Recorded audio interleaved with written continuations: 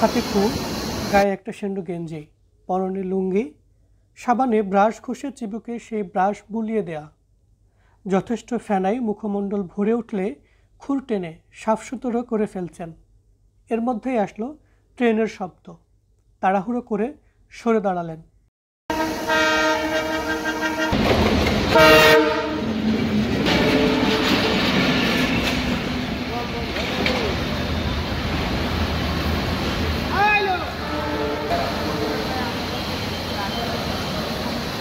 Minute পর আবারও পূর্বের দৃশ্যপটে ফিরে আসা।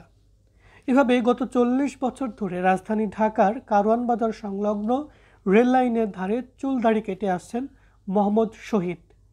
রাজধানী ঢাকায় জীবনযাত্রায় ব্যয় সামলাতে এমনিতেই নাভিশ্বাস নিম্ন আয়ের মানুষের।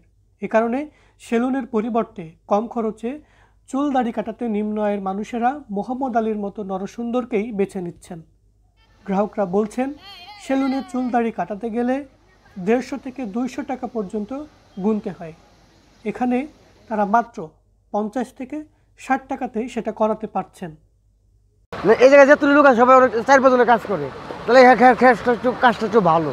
এর লিগে আমি মাঝে মাঝে করি। আগে আমি সেলুন করতাম, আর সেলুনও করি না কি লিগা, তো হ্যাঁ একটা সীমিত টাকা করা যায়, এরকম 30টা 40টা দিলে হ্যাঁ না করে না। আর সেলুনে করলে নিচে 200 টাকা 150 টাকা লাগে, 150 নিচে চুল কাটেই না, বা চুল কাটে 100, শেভ করলে না 50, এই 150, আর 20টা বক্সি দিলে দিবেন না দিলে নাই, মানে হ্যাঁ কোনো 2 টাকা কম দেওয়া যাবে না। আর হ্যাঁ যা তুমি তাই নেই, কোনো যে কর্মকেরা সে নিজের রিজি চলায়, তাতে এর কোনো সমস্যা না। এরকম দুনিয়াটাই একদিন করতে করতে কর্ম করতে করতে করতে করতে মনে করেন এই যে বয়স হয়ে গেছে, পরে এক সময় আর করতে পারবো না কর্ম, না পড়লে কি সময় আর দাম থাকবো না।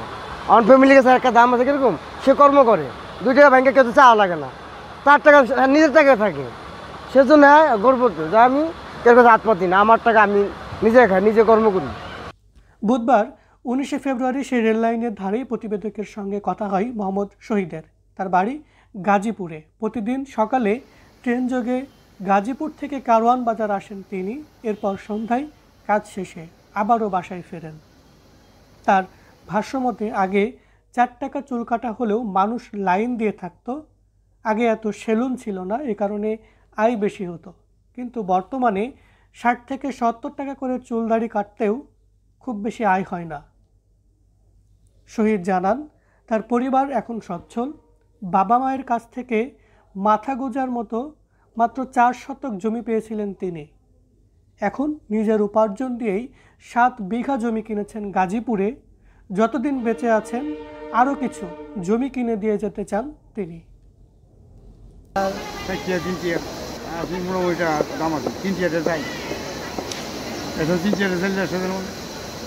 আমার 6 জন পোলাপান আছে।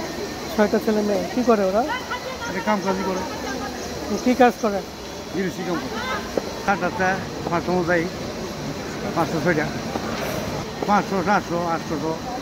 আচ্ছা, আর আগে কত হতো যখন 4 টাকা পাইতেন? আগে কাম হইতো 1500 2000। আচ্ছা, এই যে এখান থেকে যে তাই ইনকাম করছেন 700-800 টাকা, এটা কি করেন? জমি জমা কিনি। আচ্ছা, কয় বিঘা জমি কিনেছেন? 5-7 বিঘা কিনছি টাকা। আচ্ছা, গাজীপুরেই 7 বিঘা। এমনি ফ্ল্যাট আছে কি? শুধু জমি? ধানি জমি না কি জমি? ধানের জমি। আচ্ছা, তার মানে এই 40 বছরে 7 বিঘা জমি কিনেছেন। আচ্ছা, আর আগে কি ছিল? মানে এই কাজ করার আগে মানে আপনার বাবা মার কিছু পাননি? না, জমি নাই, বাপমার জমি পাই।